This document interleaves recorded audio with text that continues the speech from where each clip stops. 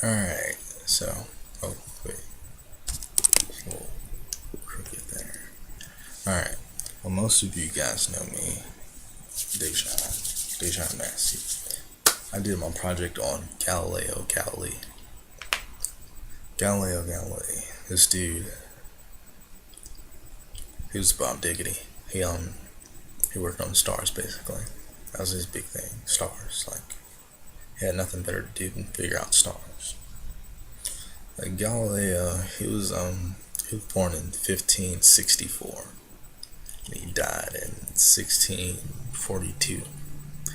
And this dude was born the death of Michelangelo's day and Shakespeare's birth. So they figured that this guy's gonna be great. He was born with Michelangelo and Shakespeare, something to do with those two. I don't know. Yeah, his dad was a big time medicine guy. Like you go to school and you're gonna be a doctor type deal. He went to school. Went to school was a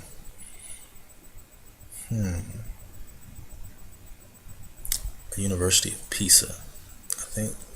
Yeah.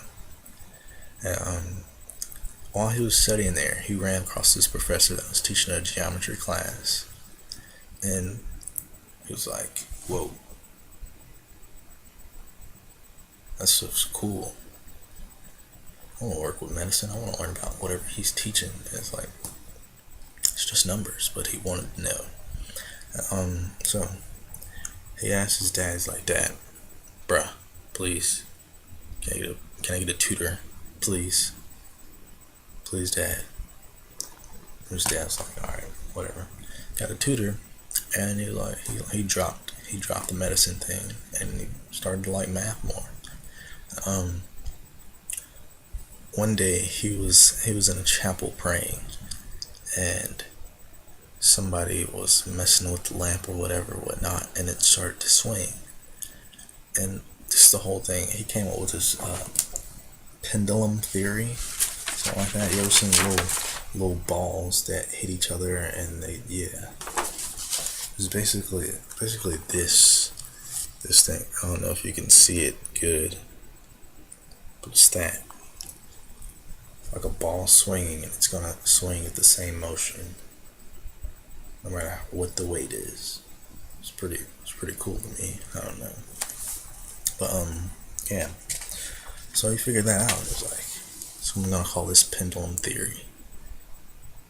Yeah, he has his own theory, but it's not named after him. I would name it after me. Um, Basically, while he was at college, he had this thing where he thought that whatever the size of something was wouldn't change how fast it hit the ground, no matter where you dropped it from. So he was constantly going about how he would prove Aristotle wrong. Aristotle's theory. This that thing that you can't really see it. It's Aristotle's theory. Heavier objects fall faster than lighter ones. Aristotle. That's word of mouth, spoken truth. But it wasn't true. Galileo was able to prove this wrong. He took his colleagues out on a project with him. He went to the Tower of Pisa. I don't know if you can see it. Alright. So, in section A, this is section A of the picture, you got Galileo right here. And, you got the clouds and the sun. The sun's like, huh? And then he's got these two different size balls. One's like a bowling ball. I don't know if they had it back then. And one's like a smaller ball. And he drops them, right? So, move up to section B. He drops these balls, and they're like going at the same speed, and the sun comes out and is like, huh? What's he doing, bro? And, section C, finish line. They both hit at the same time. And the sun's over here like, whoa. Yeah. So, he came down Tower of Pisa. I don't know how long it took him because they didn't have elevators. And told his colleagues, I told you so basically. And they were like, nah, whatever. You have magic powers. Because that was the whole magic power era. Yeah. whatever.